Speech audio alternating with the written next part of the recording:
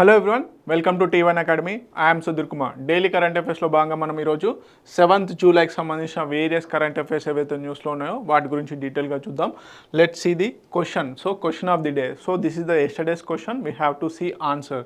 So question is regarding the sea flood system which of the following is not correct అంటున్నాడండి. So ఏది wrong స్టేట్మెంటో దానికి correct answer అనమాట. A, it is intended for advanced flood forecasting at the village level. Option B, it was jointly developed by CDAC, Pune and the Central Water Commission. Option C, it provides flood forecast 3 days in advance. Option D, it covers the Mahanadi, Godavari and Tapi river basin. So we already seen this current affair in previous class.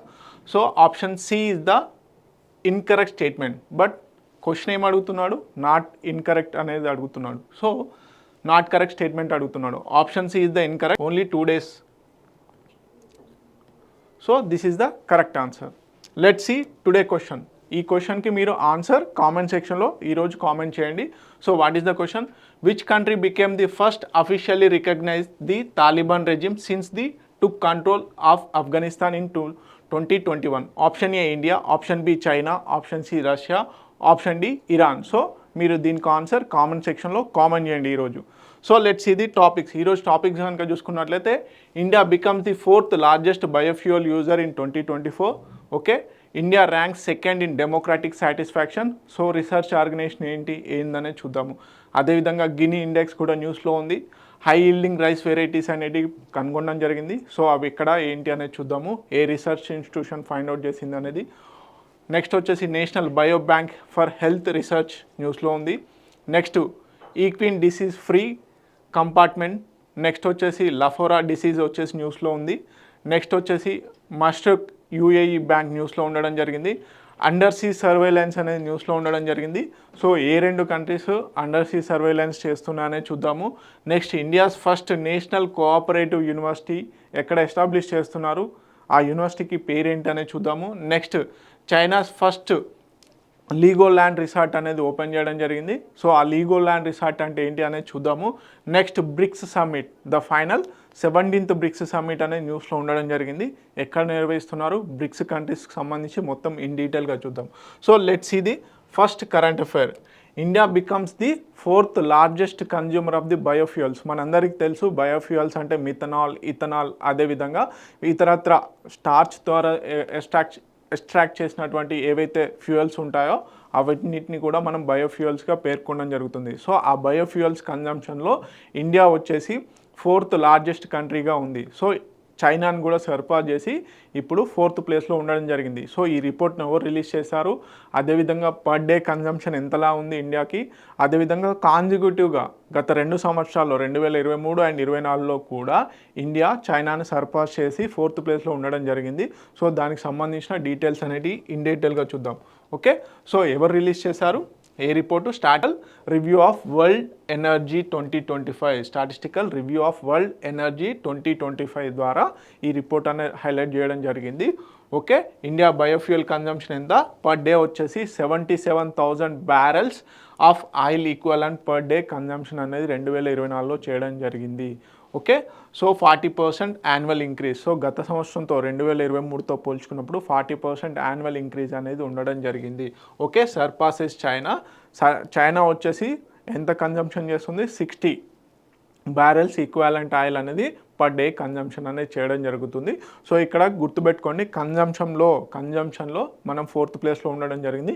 Production is different. Okay, so 2nd year in a రో. So కాన్జిక్యూటివ్గా మనము 2nd ఇయర్లో కూడా అంటే 2023 and అదేవిధంగా 2024లో చైనాని surpass చేయడం జరిగింది. ఒక రకంగా బయోఫ్యూయల్స్ కన్జంప్షన్ చేయడం వల్ల ఏంటి, మనము కార్బన్ ఉద్గారాలు ఏవైతే ఉంటాయో లైక్ కార్బన్ ఎమిషన్స్ ఏవైతే ఉంటాయో వాటిని రెడ్యూస్ చేయడం జరుగుతుంది. ఓకే, సో యాన్యువల్ గ్రోత్ 2014 2024 మధ్యలో ఏదైతే యాన్యువల్ గ్రోత్ కనుక చూసుకున్నట్లయితే ఇండియా వచ్చేసి 31.8% యాన్యువల్ గ్రోత్ అనేది చూపిస్తూ ఉంది. ఓకే, ఈ పీరియడ్లో చైనా వచ్చేసి స్లోయర్, బట్ 2024లో మాత్రం 31% రైజ్ అనేది చైనా చూపించడం జరిగింది కన్జంప్షన్లో. ఓకే, టైప్స్ ఆఫ్ బయోఫ్యూయల్స్ చెప్పాను కదండి, ethanol, biodiesel, sustainable aviation fuels ఏవైతే ఉన్నాయో వాటిని అన్నింటినీ కూడా మనం బయోఫ్యూయల్స్గా కన్సిడర్ చేయడం జరుగుతుంది. ప్రొడక్షన్ గ్యాప్ వచ్చేసి మన ఇండియాలో వచ్చేసి 70 ఏదైతే బ్యారెల్స్ ఉంటాయో ఈక్వలెంట్ ఆయిల్ బ్యారెల్స్ అనేది పర్ డే ప్రొడక్షన్ జరుగుతుంది. కానీ చైనా మాత్రం 106 మాత్రం చేస్తుంది. సో ఇక్కడ చూడండి, per day 106 equivalent barrels oil అనేది ప్రొడక్షన్ జరుగుతుంది బయోఫ్యూయల్స్ చైనాలో. కాకపోతే ఏంటి అంటే ఇండియా వచ్చేసి 70 మాత్రమే చేస్తుంది. కాకపోతే ఇంపోర్ట్ చేసుకోవడం జరుగుతుంది.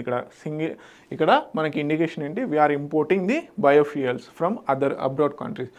ఓకే, బయోఫ్యూయల్ డిమాండ్ 2024లో ఎంత ఉంది గ్లోబల్ మొత్తంగా కనుక చూసుకున్నట్లయితే 2.2 మిలియన్ బ్యారెల్స్ పర్ డేగా రిక్వైర్మెంట్ ఉంది ఇప్పటికీ డిమాండ్ అని చెప్పేసి statistical review of world energy 2025 చెప్పడం జరుగుతుంది.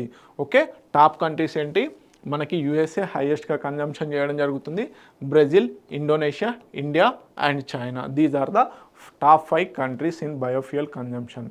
ఓకే, చాలా ఇంపార్టెంట్ అండి. బయోఫ్యూయల్ కన్జంప్షన్లో ఇండియా ఏ ర్యాంక్లో ఉంది అనేది ఇంపార్టెంట్.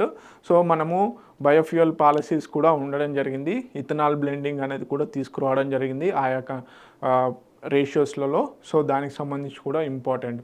సో తెలుగు మీడియం అభ్యర్థులు ఎవరైతే ఉన్నారో please note it down. Okay, next వచ్చేసి India ranks second in democratic satisfaction. So ఆయా దేశాల్లో ఉన్నటువంటి ప్రజలు మేజర్గా 23 కంట్రీస్లలో ఏదైతే టాప్ 23 డెమోక్రటిక్ కంట్రీస్ ఉన్నాయో వాటిలలో సర్వే చేయడం జరిగింది.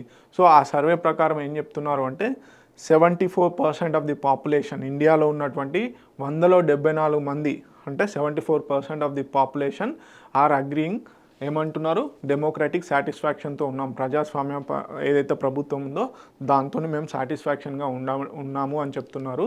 సో దీంట్లో సెకండ్ పొజిషన్లో రావడం జరిగింది. ఓకే, సెకండ్ పొజిషన్లో యూఎస్ఏ లాంటి కంట్రీస్ని మనం దాటుకొని సెకండ్ పొజిషన్లో డెమోక్రటిక్ సాటిస్ఫాక్షన్లో ఉండడం జరిగింది. సో మరి ఈ సర్వేని ఎవరు చేశారు, అదేవిధంగా ఏ కంట్రీస్ యొక్క పర్ఫార్మెన్స్ ఏ విధంగా ఉందనేది. సో మొత్తంగా 23 కంట్రీస్కి గాను ఈ సర్వే అనేది నిర్వహించడం జరిగింది, గుర్తుపెట్టుకోండి. ఓకే, ఎవరు, ప్యూ రీసెర్చ్ సెంటర్ సర్వే యొక్క రిపోర్ట్ ప్రకారం ప్యూ రీసెర్చ్ సెంటర్ సర్వే అనే ఆర్గనైజేషను బేసిక్గా 23 డెమోక్రటిక్ కంట్రీస్కి డెమోక్రటిక్ సాటిస్ఫాక్షన్ బేస్డ్ మీద సర్వే నిర్వహించడం జరిగింది. దాంట్లో సెకండ్ పొజిషన్లో 74% ఆఫ్ ది పాపులేషన్ సాటిస్ఫాక్షన్తో ఇండియా సెకండ్ పొజిషన్లో ఉండడం జరిగింది. సో ఫార్ హెడ్ జపాన్తో పోల్చుకున్నప్పుడు 24% మాత్రమే ఇక్కడ సాటిస్ఫాక్షన్ ఉండడం జరిగింది. గ్రీస్ లాంటి కంట్రీస్లో కూడా కేవలం 19% మాత్రమే డెమోక్రటిక్ సాటిస్ఫాక్షన్ ఉంది. సో ఇక్కడ ప్రజాస్వామ్యం మీద అంటే ఒక రకంగా పాజిటివ్నెస్ అనేది డైనమిక్ చేంజెస్ బట్టి ఉంటుంది. ఎందుకంటే అక్కడ రూల్ చేస్తున్నటువంటి ప్రభుత్వాలు కానీ అక్కడ ఉన్నటువంటి గవర్నెన్స్ సిస్టమ్ను బేస్ చేసుకొని ఆ సాటిస్ఫాక్షన్ని వెళ్ళబుచ్చుతూ ఉంటారనమాట. సో మన ఇండియాలో వచ్చేసి డెమోక్రటిక్ సాటిస్ఫాక్షన్ 74% ఓకే ఉందన్నమాట. సో వరల్డ్ వైడ్గా గ్లోబల్గా చూసుకున్నట్లయితే 50% globally unhappy with their democracy. So మొత్తం ప్రపంచం మొత్తంగా కనుక చూసుకున్నట్లయితే 50% ఆఫ్ ది పాపులేషన్ వచ్చేసి డెమోక్రటిక్కి సాటిస్ఫాక్షన్గా ఉన్నారు, అంటే తక్కువగా ఉన్నారు, 50% కంటే తక్కువగా డెమోక్రటిక్ ఏదైతే ప్రజాస్వామ్య పాలన ఏదైతే ఉందో దానికి డిస్సాటిస్ఫాక్షన్గా ఉండడం జరిగింది. Okay, Greece, Japan, South Korea at majority still support representative democracy.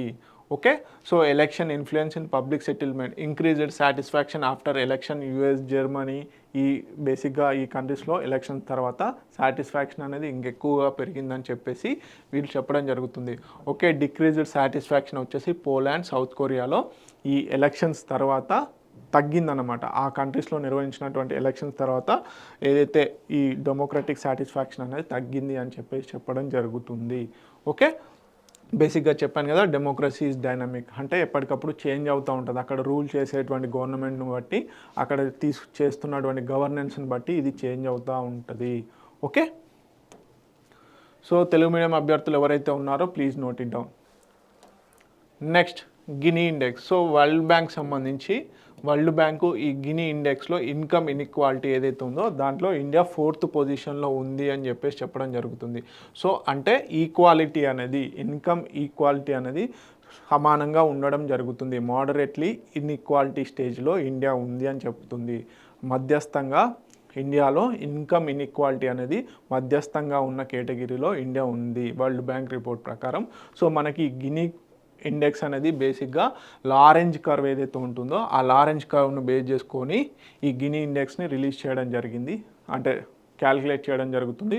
So బేసిక్గా ఇది మేజర్గా ఇన్కమ్ ఇన్ఈక్వాలిటీ ఏ విధంగా ఉంది అని చూపించడం కోసం. So this is the Gini index అనేది, గినీ కోఎఫిషియంట్ కానీ గినీ ఇండెక్స్ అని, గినీ రేషియో అని కూడా అంటారు, ఇన్కమ్ ఇన్ఈక్వాలిటీ రేషియో అని కూడా అంటారు. సో బేసిక్గా ఒక దేశంలో ఉన్నటువంటి ప్రజల యొక్క ఆదాయం ఏదైతే ఉంటుందో అది ఎంతవరకు ఎంతవరకు ఇన్ఈక్వాలిటీగా ఉంది అంటే సరిసమానంగా లేదు అని చెప్పేదే ఈ Gini index, Gini coefficient. So బేసిక్గా 0 కనుక చూపిస్తే అక్కడ మొత్తంగా కూడా ఈక్వల్గా ఇన్కమ్ డిస్ట్రిబ్యూట్ అవుతుందని అర్థం. సింపుల్గా చెప్పాలంటే ఆ దేశం యొక్క ఇన్కమ్ అనేది ఈక్వల్గా ఉంది అనేది అర్థం 0 ఉంటాయి. అదేవిధంగా 1 ఉంటే ఇన్ఈక్వాలిటీ ఎక్కువగా ఉంది, ఒకరికి 100 రూపాయలు వస్తే ఇంకొకరికి 1,00,000 కోట్లు ఆదాయం ఉంది అన్నట్టుగా చూపిస్తుంది. సో దాంట్లో ఇండియా ఇప్పుడు 4th పొజిషన్లో ఈక్వల్గా ఉండడం జరిగింది. సో మోడరేట్లీ ఇన్ఈక్వాలిటీ ఉంది అని చెప్పేసి వరల్డ్ బ్యాంక్ రిపోర్టే చెప్పడం జరుగుతుంది. So A measure of income distribution across a population expressed as number between the 0 అంటే పర్ఫెక్ట్లీ ఈక్వాలిటీ, అండ్ 1 వచ్చేసి పర్ఫెక్ట్లీ ఇన్ఈక్వాలిటీ అన్నమాట. సో ఇక్కడ చూసుకున్నట్లయితే cumulative share of people in lower income, అదేవిధంగా cumulative share of income end. So బేసిక్గా ఇక్కడ ఎంతమంది income ఇన్ఈక్వాలిటీతో ఉన్నారు అని చెప్పేసి మనం ఎక్స్ యాక్సిస్ పైన చూపిస్తాము. చాలా ఇంపార్టెంట్ ఏది ఎకానమీ పాయింట్ ఆఫ్ వ్యూలో గినీ కోఎఫిషియంట్. అదే వై యాక్సిస్ మీద ఎంత ఇన్కమ్ ఎర్న్ చేశారు అనేది చూపిస్తారు. So this is the 45 degrees line ఏదైతే ఉందో, ఈ 45 degrees లైన్ ఏదైతే ఉందో ఇది పర్ఫెక్ట్ డిస్ట్రిబ్యూషన్ లైన్ అని చెప్పేసి పేర్కొనడం జరుగుతుంది. సో మనకి లారెంజ్ కర్వ్ ఏదైతే ఉందో ఇలా చూపిస్తుంది. సో ఇదంతా కూడా గినీ ఇండెక్స్ కిందికి రావడం జరుగుతుంది. సో సింపుల్గా చెప్పాలి అంటే ఎంతమంది ఎంత ఇన్కమ్ ఎర్న్ చేస్తున్నారో అది ఈక్వల్గా ఉందా లేదా, ఇన్కమ్ ఇన్ఈక్వాలిటీ అనేది ఎంతవరకు ఉందని ఈ గినీ ఇండెక్స్ చూపించడం జరుగుతుంది. Okay, so let's see the highlights. So world bank యొక్క ర్యాంక్ వచ్చేసి వరల్డ్ బ్యాంక్ ప్రకారం ఇండియా ఎంత ఇన్కమ్ ఈక్వాలిటీలో, ఓకే, ఇన్కమ్ ఈక్వాలిటీ లో మనకి 4th పొజిషన్లో ఉండడం జరిగింది. సో ఇందాక హైలైట్స్ చెప్పాను కదా, గినీ ఇండెక్స్ హైలైట్స్ వచ్చేసి మెజర్ ఇన్కమ్ ఇన్ఈక్వాలిటీ, 0 వచ్చేసి పర్ఫెక్ట్లీ ఈక్వాలిటీ అంటే ఇన్కమ్ అందరికీ ఏదైతే ఆదాయం ఉందో అది అందరికీ సమానంగా వస్తుంది. అదే పర్ఫెక్ట్ ఇన్ఈక్వాలిటీ వచ్చేసి అంటే చాలామందికి, అంటే ఒక దేశంలో ఒక 1,00,000 మంది ఉన్నారనుకుందాం జస్ట్ ఎగ్జాంపుల్, దాంట్లో కేవలం 10 మందికి అత్యంత ఆదాయం వచ్చి మిగతా మందికి మొత్తం ఆదాయం అనేది తక్కువగా ఉంటే అది ఇన్కమ్ పర్ఫెక్ట్ ఇన్ఈక్వాలిటీని చూపిస్తుంది. ఓకే, ఒకరికి రూపాయి వచ్చి ఇంకొకరికి 100 రూపాయలు వచ్చే ఇన్కమ్ని ఇది చూపిస్తే, ఇది అందరికీ సమానంగా 100 రూపాయలు వచ్చేదాన్ని ఇది చూపిస్తుంది అనమాట. సో ఇండియా యొక్క స్కోర్ వచ్చేసి 2011లో 28.8 ఉంటే అదే 2023లో వచ్చేసి 25.5%కి రావడం జరిగింది. అంటే 0కి చేరువ అవుతుంది, అంటే ఇన్కమ్ ఈక్వాలిటీ అనేది పెరుగుతుంది అని అర్థం అన్నమాట. ఓకే, చైనా వచ్చేసి 35.7, యూఎస్ వచ్చేసి 41.8 తోని ఇండియా కంటే చాలా తక్కువగా ఉండడం జరిగింది. అంటే ఇండియా ఈ కంట్రీస్ కంటే బెటర్గా పర్ఫార్మెన్స్ చేస్తుంది ఇన్కమ్ ఈక్వాలిటీలో. ఓకే, కీ గవర్నమెంట్ ఇనిషియేటివ్స్ ఏంటి, మరి దీనికి ఊతాన్ని ఇచ్చినటువంటి ఇన్కమ్ అనేది ప్రాపర్గా డిస్ట్రిబ్యూట్ అవ్వడానికి కావాల్సినటువంటి అంటే దానికి చేకూర్చినటువంటి మేజర్ స్కీమ్స్ ఏంటి అంటే PM Jan Dhan Yojana, direct benefit transfer, stand up India, ఇలాంటివన్నీ, ఫైనాన్షియల్ ఇంక్లూజన్, ఇవన్నీ కూడా UPI payments, digital payments encouragements, ఇవన్నిటి ద్వారా ఏంటి బేసిక్గా మనకి ఇన్కమ్ ఈక్వాలిటీ అనేది పెరుగుతుంది అని చెప్పేసి వరల్డ్ బ్యాంక్ చెప్పడం జరుగుతుంది. సో ఇండియాని మోడరేట్లీ లో ఇన్ఈక్వాలిటీ కేటగిరీలో ఉంచడం జరిగింది. Okay, Norway, UAE and Finland సరసన ఇండియా ఉండడం జరిగింది. సో ఇంపాక్ట్ ఆన్ సొసైటీ ఏంటి మరి అంటే improved access to food, jobs, banking, health care అనేది పెరుగుతుంది అని చెప్పేసి ఈ రిపోర్ట్ చెప్పడం జరుగుతుంది. సో సింపుల్గా వాళ్ళు క్వశ్చన్ ఈ విధంగా అడుగుతారు, ఇటీవల కాలంలో వరల్డ్ బ్యాంక్ రిపోర్ట్ ప్రకారం ఇన్కమ్ ఈక్వాలిటీలో ఇండియా యొక్క ర్యాంక్ ఎంత అంటే 4th ర్యాంక్. అదేవిధంగా ఏ కేటగిరీలో ఉంచింది అంటే మోడరేట్లీ లో ఇన్ఈక్వాలిటీ కేటగిరీలో ఉంచడం జరిగింది. సో ఇండియా కంటే బెటర్ పర్ఫార్మెన్స్ కంట్రీస్ ఏంటి, Norway, UAE, Finland. Okay, so Telugu medium అభ్యర్థులు ఎవరైతే ఉన్నారో please note it down. And score is also important. 25.5 స్కోర్తోని మోడరేట్లీ లో ఇన్ఈక్వాలిటీ కేటగిరీలో ఉండడం జరిగింది. Okay, next high yielding rice varieties అనేటివి కనుగొనడం జరిగింది. ఎవరు అంటే తమిళనాడు రైస్ రీసెర్చ్ ఇన్స్టిట్యూట్ ఏదైతే ఉందో, తమిళనాడు రైస్ రీసెర్చ్ ఇన్స్టిట్యూషన్ ఏదైతే ఉందో ఇది క్లైమేట్ రెసిలియంట్తోని హై ఈల్డింగ్ వెరైటీస్ని బిల్డ్ చేయడం జరిగింది, అంటే కనుగొనడం జరిగింది. సో ఆ వెరైటీస్ ఏంటి ఏందనేది చూద్దాం. Okay, Tamil Nadu rice research institute ఎక్కడ ఉంది? అదుతురాయిలో ఇది ఉండడం జరిగింది. సో ఇది కొన్ని రైస్ వెరైటీస్ ఏవైతే ప్యాడీ ఉంటుందో మనకు వరి పంటకు సంబంధించిన వెరైటీస్ అటు క్లైమేట్ని అంటే క్లైమేట్ రెసిలియంట్ అంటే క్లైమేట్ చేంజ్కి అనుగుణంగా, అదేవిధంగా వెదర్ కండిషన్స్ డిఫరెంట్ వెదర్ కండిషన్స్ని తట్టుకొని అధిక దిగుబడిని ఇచ్చేటువంటి కొత్త వంగడాలను కనుగొనడం జరిగింది. సో అవేంటి? షార్ట్ డ్యూరేషన్ క్రాప్స్ ఏంటి అంటే ADT 59, అది కేవలం 110 నుంచి 115 డేస్, 110 నుంచి 115 రోజుల మధ్యలో మాత్రమే ఇది చేతికి పంట దిగుబడి రావడం జరుగుతుంది. అదేవిధంగా ADT 53, ఇది 105 నుంచి 110 రోజులలోనే పంట యొక్క దిగుబడి అనేది రావడం జరుగుతుంది. హై ఈల్డ్ వచ్చేసి మనకి short duration and high yield ఈ రెండు కేటగిరీస్లలో విత్తనాలు అనేటివి డెవలప్ చేయడం జరిగింది.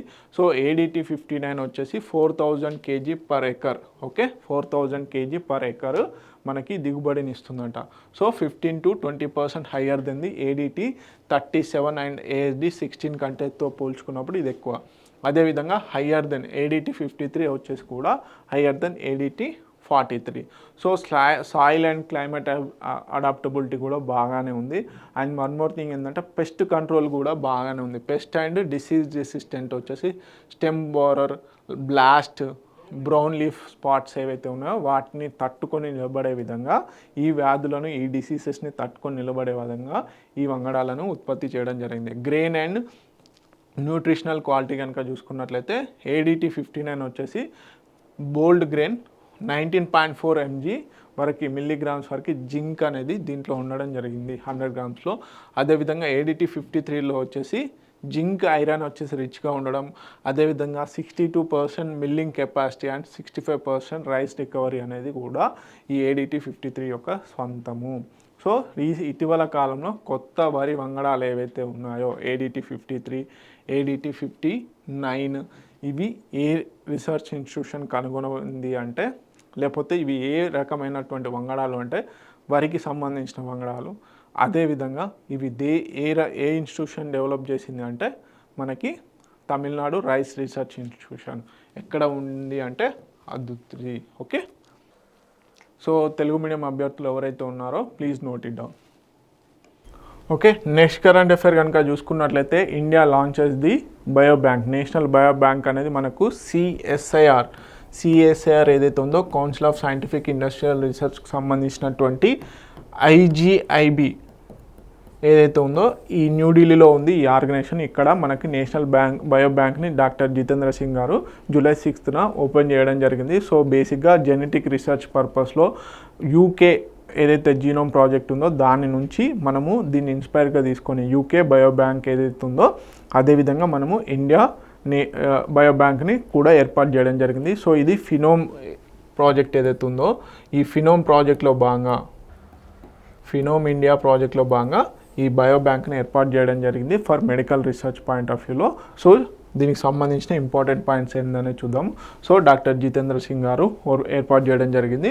సో ఫినోమ్ ఇండియా ప్రాజెక్ట్లో భాగంగా మనం ఈ బయో బ్యాంక్ నేషనల్ బయో బ్యాంక్ని ఏర్పాటు చేయడం జరిగింది inspired by the UK bio bank. So దీంట్లో భాగంగా genetic, health and life style data ఏదైతే ఉందో దాదాపుగా 10,000 మందికి సంబంధించినటువంటి వేరియస్ గ్రూప్ ఆఫ్ పీపుల్ నుంచి కలెక్ట్ చేసినటువంటి ఈ డాటాని ఈ బయో బ్యాంక్లో ఉంచడం జరుగుతుంది. మరి దీని యొక్క సిగ్నిఫికెన్స్ ఏంటి అంటే ఎర్లీ డిసీజ్ డిటెక్షన్. సో బేసిక్గా ఒక్కొక్క జీన్ నుంచి తీసుకున్నటువంటి డేటా ద్వారా ఎర్లీ డిసీజ్ డిటెక్షను, అదేవిధంగా పర్సనలైజ్డ్ మెడిసిన్ కోసం అని చెప్పేసి డయాబెటీస్, క్యాన్సర్, హెల్త్ డిసీజెస్ ఏవైతే వస్తున్నాయో తరచుగా వీటిపై ఏదైనా రీసెర్చ్ అండ్ డెవలప్మెంట్ కోసం అని చెప్పేసి ఈ నేషనల్ బయో బ్యాంక్ని ఎస్టాబ్లిష్ చేయడం జరిగింది. CSIR IGIB ఆర్గనైజేషన్లో ఇది ఏర్పాటు చేయడం జరిగింది.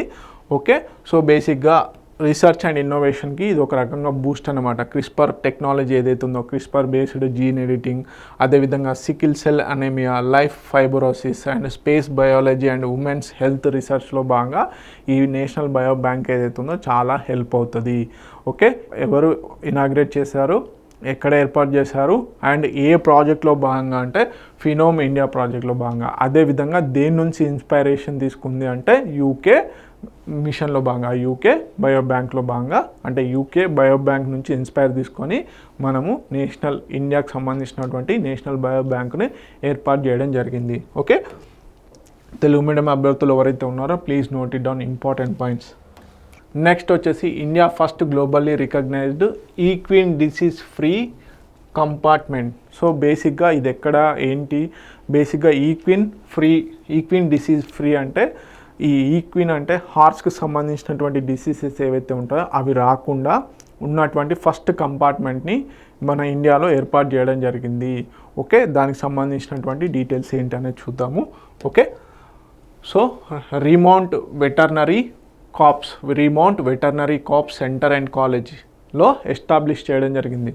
ఓకే, ఎక్కడ ఉంది ఇది? మీరట్ కంటోన్మెంట్ ఏదైతే ఉందో ఉత్తరప్రదేశ్లోని మీరట్ కంటోన్మెంట్లో ఇది బేసిక్గా ఈ సెంటర్ అండ్ కాలేజ్ అనేది ఉండడం జరిగింది. ఇక్కడ మనకి డిసీజ్ ఫ్రీ ఏవైతే ఉన్నాయో ఆ హార్సెస్ని బేబీస్ని ప్రొడక్షన్ అనేది చేయడం జరుగుతుంది. సో ఇది రికగ్నైజ్ చేసినటువంటి ఆర్గనైజేషన్ ఏంటి? World organisation for animal health recognise చేయడం జరిగింది. సో ఇండియాలో ఫస్ట్ ఆర్గనైజేషన్ అనమాట ఇది. So a high biosecurity zone for breeding and exporting disease free equine. So బేసిక్గా ఏవైతే డిసీజ్ ఫ్రీ హార్సెస్ ఏవైతే ఉంటాయి, ఇక్కడ ఈక్విన్స్ అంటే హార్సెస్కి సంబంధించిన వాటిని ఎక్స్పోర్ట్ కానీ, అదేవిధంగా బ్రీడింగ్ సెంటర్గా ఏది మనకి remount veterinary corps college and centre and college ఏదైతే ఉందో అది డెవలప్ చేయబోతుంది. So ensure horse are free from major infectious disease. So common equine diseases ఏంటి? బేసిక్గా equine infectious anaemia, equine influenza, అదేవిధంగా పైరోప్లాస్మోసిస్, నెక్స్ట్ గ్లాండర్స్, ఇవన్నీ కూడా వీటికి తరచుగా వచ్చేటువంటి ఈక్విన్ డిసీజెస్. సో ఈ డిసీజెస్ రాకుండా ప్రాపర్గా బ్రీడింగ్ అండ్ ప్రొడక్షన్ అనేది చేయాలి అని చెప్పేసి ఈ సెంటర్ నుంచి ఎక్కువగా రావడం వల్ల world organisation for animal health ఇప్పుడు ఈక్విన్ డిసీజ్ ఫ్రీ సెంటర్ని ఇక్కడ ఎస్టాబ్లిష్ చేయడం జరిగింది. ఓకే, సో ఎక్కడ ఉంది? మనకి మీరట్ కంటోన్మెంట్, ఉత్తరప్రదేశ్. తెలుగు మీడియం అభ్యర్థులు ఎవరైతే ఉన్నారో please note it down. Next వచ్చేసి లఫోరా డిసీజ్. సో బేసిక్గా మనకి ఇది ఒక రకమైనటువంటి డిసీజ్. ఎట్లా అంటే తరచుగా మూర్ఛ అంటారు కదండి, మనకి మూర్ఛపోయారు అంటారు. సో తరచుగా ఒక షాక్ లాంటి వేవ్స్ వచ్చేదే ఈ లఫోరా డిసీజ్. సో బేసిక్గా ఇప్పుడు న్యూస్లో ఉండడం జరిగింది. సో దీనికి సంబంధించిన సిమ్టమ్స్ ఏంటి? తరచుగా మూర్ఛ రావడము, అదేవిధంగా మతిమరుపు రావడము, ఇవన్నీ కూడా దీని యొక్క మెయిన్ లక్షణాలు అన్నమాట. సో దానికి సంబంధించి ఏంటి అనేది చూద్దాం. సో బేసిక్గా వచ్చేసి childhood dementia, loss of muscle control, ఇది కనుక వస్తే healthy children develop symptoms around puberty, no cure, genetic condition. ఎస్పెషల్గా ఇది మనకి ఇన్హెరిటెన్స్ అంటే వారసత్వంగా వచ్చేటువంటి వ్యాధి అన్నమాట Lafora disease. So increasingly severe seizures and palliative care treatment symptoms అనేటివి కనిపిస్తూ ఉంటాయి. సో చూద్దాం. బేసిక్గా a severe inherited form of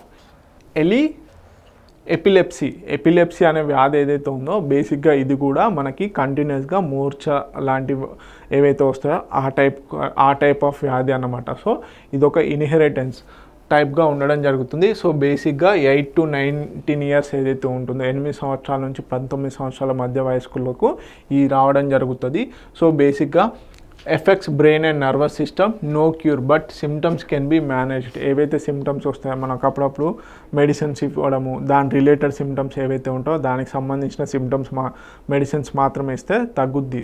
this is temporary, కానీ దీనికి పర్మనెంట్ క్యూర్ అనేది లేదు అని చెప్తున్నారు. ఓకే, సో జెనెటిక్ మ్యూటేషన్ బేసిక్గా ఎందుకు వస్తుంది అంటే EPM2A ఆర్ EPM2B జీన్స్ అనేటివి లెట్స్ టు బిల్డప్ అబ్నార్మల్ గ్లైకోజన్ని ఈ 2 జెనెటిక్ మ్యూటేషన్స్ ఏవైతే ఉన్నాయో అవి డెవలప్ చేస్తాయి. దీనివల్ల షాక్స్ వస్తాయి ఫ్రీక్వెంట్గా. దానివల్ల ఏమవుతుంది, మతిమరుపు ఇవన్నీ కూడా ఎర్లీ డిమెన్షియా అనేటివి కూడా రావడం జరుగుతుంది. సో బేసిక్గా కీ సిమ్టమ్స్ ఏంటి, మనకి మయోక్లినిక్ సీజర్స్ అంటే తరచుగా మనకి ఈ మూర్ఛ రావడము, అదేవిధంగా cognitive decline, memory loss, trouble speaking and walking and coordination, mood changes, dementia ఇవన్నీ కూడా ఈ వ్యాధి వల్ల రావడం జరుగుతుంది. ఓకే, టైప్స్ ఆఫ్ సీజర్స్ ఏంటి, myoclonic and tonic clonic, absence and ఇవన్నీ కూడా అటానిక్, కాంప్లెక్స్, పార్షియల్ ఇవన్నీ కూడా మనకి టైప్స్ ఆఫ్ సీజర్స్. సో బేసిక్గా కంటిన్యూస్గా ఇలాంటివన్నీ ఈ వ్యాధి వల్ల జరుగుతాయి. సో మరి డయాగ్నోసిస్ ఏంటి అనేది, అంటే ఎర్లీ డిటెక్షన్ ఏంటి అంటే EEG, MRI, skin biopsy, genetic testing confirms mutations వల్ల ఈ వ్యాధిని తొందరగా కనుగొనవచ్చు. కాకపోతే ఇక్కడ ఏంటి అంటే దీనికంటూ ఒక పర్మనెంట్ క్యూర్ లేదు, ఓన్లీ త్రూ మెడికేషన్స్ ద్వారానే తగ్గించవచ్చు, పూర్తిగా నయం చేయడానికి వీలు లేదు. ఓకే, ఇప్పుడు న్యూస్లో ఉంది, తరచుగా ఈ కేసెస్ అనేటివి పెరుగుతున్నాయి, అందుకే ఇంపార్టెంట్. నెక్స్ట్ వచ్చేసి Mashreq becomes the first UAE bank its opening its branch in GIFT సిటీలో ఈ బ్యాంక్ యొక్క బ్రాంచ్ అనేది ఏర్పాటు చేయబోతున్నారు. యూఏఈకి సంబంధించిన యునైటెడ్ అరబ్ ఎమిరేట్స్ ఏదైతే ఉందో ఆ కంట్రీకి సంబంధించినటువంటి బ్యాంక్ మస్టిక్ వచ్చేసి becomes first UAE bank enter gift city. So మనకి ఇంటర్నేషనల్ ఫైనాన్షియల్ కాన్ఫరెన్స్ ఏదైతే ఉందో, ఇంటర్నేషనల్ ఫైనాన్షియల్ సర్వీస్ సెంటర్ ఏదైతే ఉందో గిఫ్ట్ సిటీ, అక్కడ ఈ బ్యాంకుకి సంబంధించిన ఆపరేషన్స్ ఏర్పాటు చేయబోతున్నారు. సో యూఏఈ నుంచి ఏర్పాటు చేసినటువంటి ఫస్ట్ బ్యాంక్ వచ్చేసి ఈ మస్టిక్ బ్యాంక్ అనమాట. Receives in principle approval from international financial services centre ఏదైతే ఉందో establish A branch in gift city, Gujarat. మనకు అందరికీ తెలుసు gift city international financial services ఏవైతే ఉన్నాయో వాటిని ప్రాపర్గా చేయడం కోసం అని చెప్పేసి గుజరాత్లో గిఫ్ట్ సిటీని ఏర్పాటు చేయడం జరిగింది. ఓకే, ఇంటర్నేషనల్ ఫైనాన్షియల్ సర్వీసెస్ కోసం అని చెప్పేసి. సో దానికి సంబంధించిన యూఏఈకి సంబంధించినటువంటి ఏదైతే మస్టిక్ బ్యాంక్ ఏదైతే ఉందో అది ఇప్పుడు దాని యొక్క ఫస్ట్ బ్రాంచ్ని ఏర్పాటు చేయబోతుంది.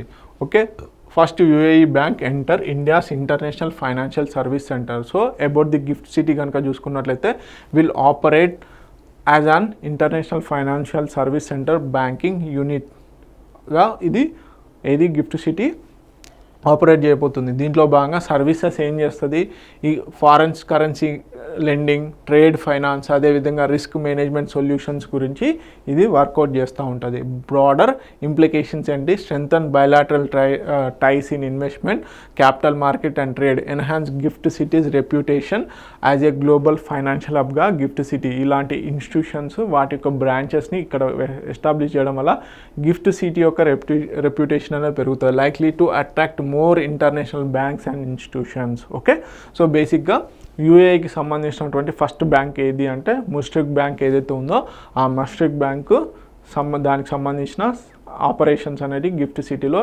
స్టార్ట్ చేసింది. ఓకే, తెలుగు మీడియం అభ్యర్థులు ఎవరైతే ఉన్నారో please note it down. Next వచ్చేసి India Australia sign key defence pact to boost under sea surveillance. So మనకి ఇండో పసిఫిక్ రీజియన్ ఏదైతే ఉందో ఆ ఇండో పసిఫిక్ రీజియన్లో క్వాడ్ కంట్రీస్కి సంబంధించి సెక్యూరిటీ డైలాగ్లో భాగంగా ఈ ఇండో పసిఫిక్ రీజియన్లో అండర్ సీ సర్వేలెన్స్ను పెంచాలి. ఆ అండర్ సీ సర్వేలెన్స్ కోసం అని చెప్పేసి ఇప్పుడు ఇండియా ఏ దేశంతో అగ్రిమెంట్ చేసుకుంది అంటే మనకి ఆస్ట్రేలియాతో చేసుకుంది. సో దీనికి సంబంధించిన హైలైట్స్ చూద్దాం.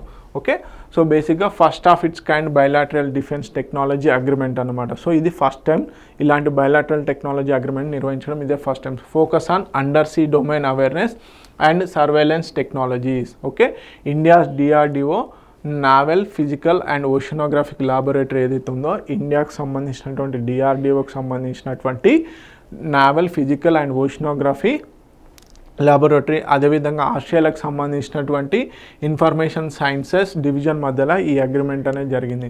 సో మేజర్గా స్ట్రాటజిక్ సిగ్నిఫికెన్స్ ఏంది, enhances Indo Pacific maritime security, AIIMS to counter Chinese assertiveness ఏదైతే ఉందో చైనా కంట్రీకి కౌంటర్గా ఈ సర్వేలెన్స్ అనేది నిర్వహించడం జరుగుతుంది.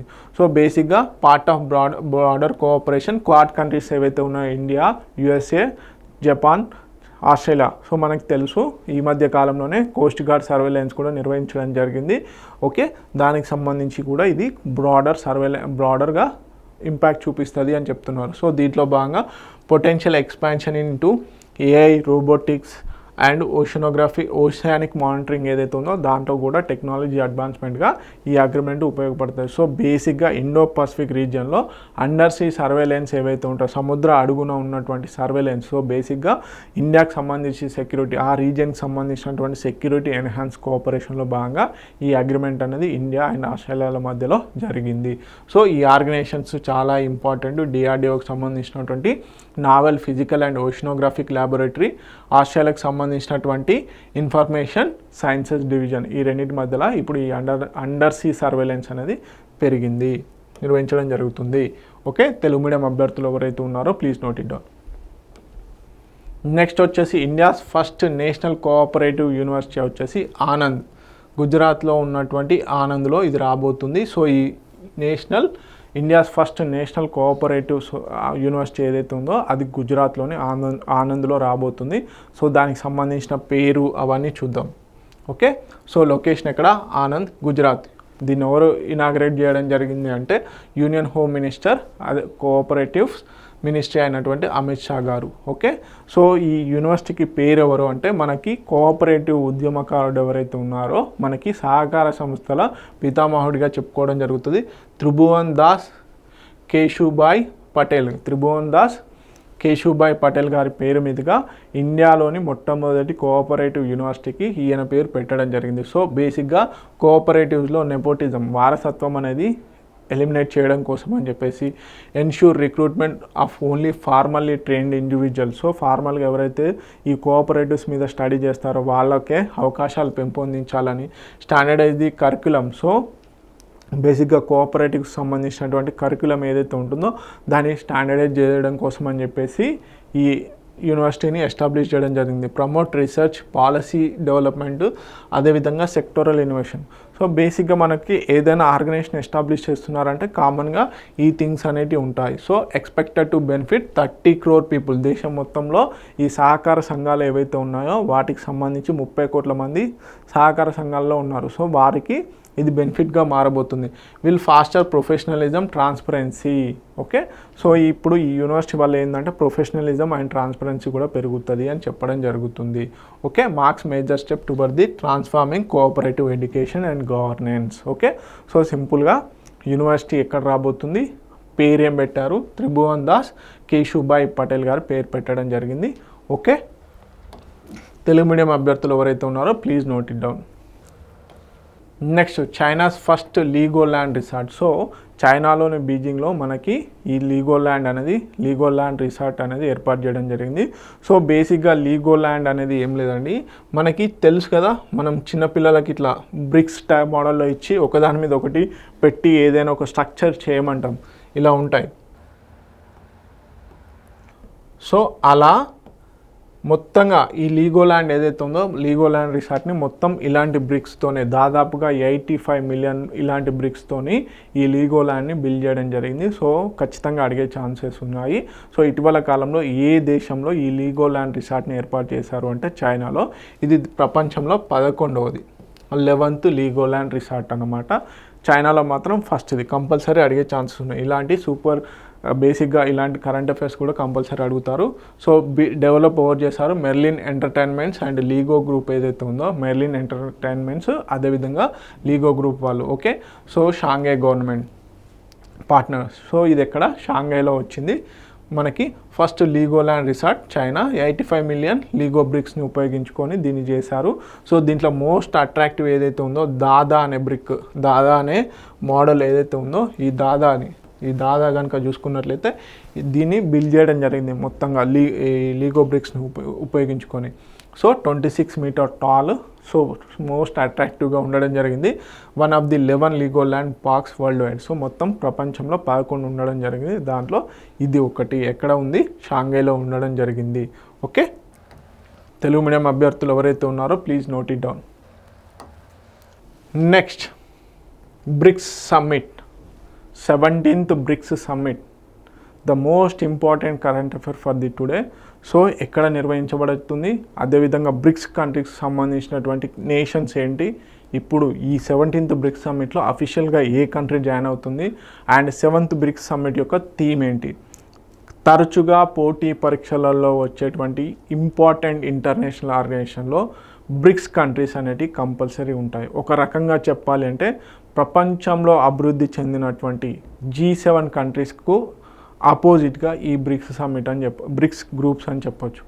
సో బేసిక్గా దీన్ని ఎవరు కాయిన్ చేశారు అంటే ఈ బ్రిక్ అనే టర్మ్ని ఎవరు కాయిన్ చేశారు, ఏ విధంగా ఈ బ్రిక్స్ కంట్రీస్కి సంబంధించి ఎవాల్యుయేషన్ జరిగింది, ఎప్పుడు ఏ డిక్లరేషన్స్ ఇచ్చారు అనేది ఇన్ డీటెయిల్గా చూద్దాం. So July 6th and 7th Rio de Janeiro, బ్రెజిల్లోని రియో డి జెనిరాలో ఈ 17th బ్రిక్స్ సమ్మిట్ అనేది నిర్వహించడం జరుగుతుంది. సో గ్లోబల్ సౌత్ కోఆపరేషన్ అనే థీమ్ మీద, గ్లోబల్ సౌత్ కోఆపరేషన్ అనే థీమ్ మీద ఈ 17th బ్రిక్స్ సమ్మిట్ అనేది నిర్వహించడం జరుగుతుంది. సో ప్రధానమంత్రి గారు ఆల్రెడీ 5 దేశాల పర్యటనలో భాగంగా బేసిక్గా రీసెంట్గా మనం కరెంట్ అఫైర్స్లలో చూస్తున్నాం, గత వీడియోస్లలో డిస్కస్ చేయడం జరిగింది. 5 దేశాలు ఏవైతే ఉన్నాయో ఆ విజిట్ ఈ బ్రిక్స్ సమ్మిట్ అటెండ్ అయ్యే ప్రాసెస్లో ఆ 5 దేశాలను కూడా విజిట్ చేయడం జరిగింది. అర్జెంటీనా, ఘనా, ట్రినిడా అండ్ టొబాకో, ఇవన్నీ కంట్రీస్ ఏవైతే ఉన్నాయో ఈ కంట్రీస్ని విజిట్ చేయడం జరిగింది. సో ఇప్పుడు ఏంటి, బ్రిక్స్ సమ్మిట్కి అఫీషియల్గా అటెండ్ అవ్వడం జరిగింది. ఈ 17th బ్రిక్స్ సమ్మిట్లో ఏమేమి నినాదాలు తీసుకుంటున్నారు అనేది కూడా ఇంపార్టెంట్. అదేవిధంగా చూద్దాం ఏంటి అసలు హైలైట్స్ ఏంటది. సో ఫోకస్ ఏరియా వచ్చేసి global governance reform, south cooperation అనే థీమ్ మీద చేస్తున్నారు. సో థీమ్ ఏంటి, so theme every year theme చాలా ఇంపార్టెంట్. సో థీమ్ వచ్చేసి strengthening global south cooperation for more inclusive and sustainable governance. Okay, strengthening global south cooperation for more inclusive and sustainable governance కోసం అని చెప్పేసి అనే theme మీద ఈ 17th BRICS summit Rio de Janeiro బ్రెజిల్లో నిర్వహించడం జరుగుతుంది July 6th and 7th. So ఇప్పుడు బ్రిక్స్ కంట్రీస్ యాక్చువల్లీ 11 కంట్రీస్. కొత్తగా మనకి ఇండోనేషియా, రిపబ్లిక్ ఆఫ్ ఇండోనేషియా ఏదైతే ఉందో అఫీషియల్గా జాయిన్ అవ్వడం జరిగింది. ఓకే, సో దీనికి సంబంధించి మొత్తం డీటెయిల్స్ చూద్దాం. సో ఇప్పుడు బ్రిక్స్ సమ్మిట్స్లో భాగంగా బ్రిక్స్ యొక్క కంట్రీస్ ఏంటి, బేసిక్గా ఫస్ట్ ఎవాల్యుయేషన్ ఆరిజిన్ ఎక్కడి నుంచి వచ్చింది, ఇప్పుడు ప్రస్తుతానికి ఎన్ని కంట్రీస్ ఉన్నాయనే చూద్దాం. ఓకే, 2011లో గోల్డ్మ్యాన్ సాక్స్ సంబంధించినటువంటి ఒక ఎకనామిస్ట్ జిమ్ ఓనీల్ 2001లో బ్రిక్ అనే టర్మ్ని ఫస్ట్ టైం వాడడం జరిగింది. సో ప్రపంచంలో అత్యంత వేగంగా అభివృద్ధి చెందుతున్నటువంటి కంట్రీస్ బేస్డ్గా ఈ బ్రిక్ అనే పేరు ఇవ్వడం జరిగింది. ఎవరు, జిమ్ ఓనీల్ గారు. Okay, so first informal brick meet అనేది 2006లో G8 సమ్మిట్ ఏదైతే ఉందో, రష్యాలో G8 సమ్మిట్ ఏదైతే ఉందో అప్పుడు ఈ బ్రిక్ ఇన్ఫార్మల్ సమ్మిట్ అనేది కూడా నిర్వహించడం జరిగింది. తర్వాత 2006లో బ్రిక్ ఫారెన్ మినిస్టర్స్కి సంబంధించి ఫారెన్ మినిస్టర్స్ గుర్తుపెట్టుకోండి, 2006లో first BRIC foreign minister summit అనేది మనకి ఇక్కడ న్యూయార్క్లో నిర్వహించడం జరిగింది. అదేవిధంగా కీ మైల్ స్టోన్స్ కనుక చూసుకున్నట్లయితే 2009లో ఫస్ట్ బ్రిక్ సమ్మిట్ అనేది, బ్రిక్ నేను చెప్తున్నాను బ్రిక్స్ అనట్లేదు, బ్రిక్ అంటున్నాను. 2009లో ఫస్ట్ బ్రిక్ సమ్మిట్ రష్యాలో నిర్వహించడం జరిగింది, యాక్తేర్ బంగ్లో. ఓకే, యాక్తేరి బంగ్లో ఈ రష్యాలో మనకి ఫస్ట్ బ్రిక్ సమ్మిట్ అనేది నిర్వహించడం జరిగింది 2009లో. తర్వాత 2010లో అఫీషియల్గా సౌత్ ఆఫ్రికా జాయిన్ అయింది. సౌత్ ఆఫ్రికా, దక్షిణాఫ్రికా కంట్రీ ఏదైతే ఉందో మనకి జాయిన్ అయింది. సో దీంతో బ్రిక్స్గా ఫామ్ అయింది. సో బ్రిక్స్ అంటే ఏంటి, మనకి Brazil, Russia, India, China, south Africa.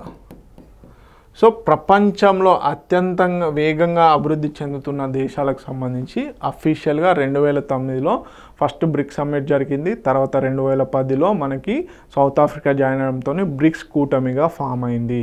So ఇవి చాలా సంవత్సరాలు చాలా సంవత్సరాలు బ్రిక్స్ కూటమి అనేది ఎక్స్పాన్షన్ కాకుండా బ్రిక్స్ కంట్రీస్ ఏవైతే టాప్ 5 డెవలపింగ్ కంట్రీస్ కూటమిగా ఇది ఉందన్నమాట. ఏదైతే G7 కంట్రీస్కి అపోజిట్గా అనుకోవాలి ఒక రకంగా చెప్పాలి అంటే. అవి డెవలప్డ్ నేషన్స్, ఇవి డెవలపింగ్ కంట్రీస్. సో బేసిక్గా 2014లో మనకి ఫోర్టలేజా డిక్లరేషన్ తర్వాత న్యూ డెవలప్మెంట్ బ్యాంక్, ఈ బ్రిక్స్ కంట్రీస్కి సంబంధించి న్యూ డెవలప్మెంట్ బ్యాంక్ని 2014లో ఫోర్టలేజా డిక్లరేషన్ ద్వారా ఏర్పాటు చేయడం జరిగింది. సో రీసెంట్గా ఈ బ్రిక్స్ కూటమిని ఎక్స్పాన్షన్ చేయాలి అని చెప్పేసి అనుకున్నారు. సో దాదాపుగా 40 కంట్రీస్కి పైగా మేము జాయిన్ అవ్వడానికి ఇంట్రెస్ట్గా ఉన్నాము అన్నారు.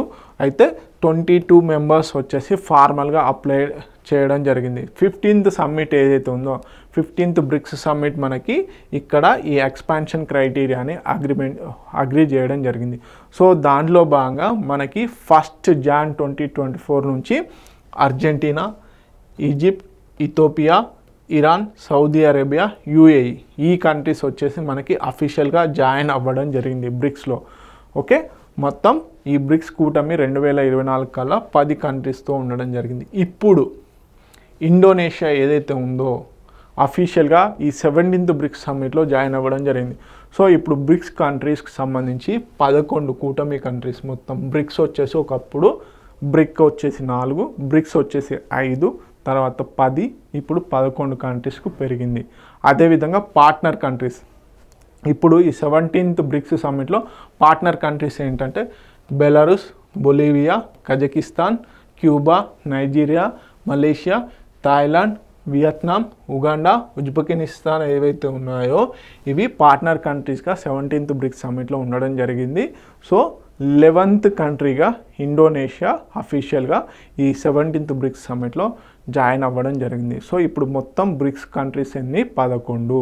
ఓకే, 2024 జనవరి 1 నుంచి జాయిన్ అయినటువంటి కంట్రీస్ వచ్చేసి Argentina, Egypt, Ethiopia, Iran, Saudi Arabia, UAE. ఇప్పుడు ఇండోనేషియా కూడా ఈ కూటమిలో జాయిన్ అవ్వడం జరిగింది. ఓకే, తెలుగు మీడియం అభ్యర్థులు ఎవరైతే ఉన్నారో please note it down. Okay, theme అనేది ఇంపార్టెంట్, కొత్తగా జాయిన్ అయినటువంటి కంట్రీ కూడా ఇంపార్టెంట్. ఓకే, ఇవన్నీ ఇంపార్టెంట్ కరెంట్ అఫైర్స్. మరిన్ని ఇంపార్టెంట్ కరెంట్ అఫైర్స్ కోసం T1 అకాడమీ యూట్యూబ్ ఛానల్ని ఫాలో అవ్వండి. అదేవిధంగా పోటీ పరీక్షలకు ఉపయోగకరంగా అన్ని క్లాసెస్ అనేవి ఫ్రీగా ఇవ్వడం జరుగుతుంది. Please subscribe to T1 academy. Thank you so much.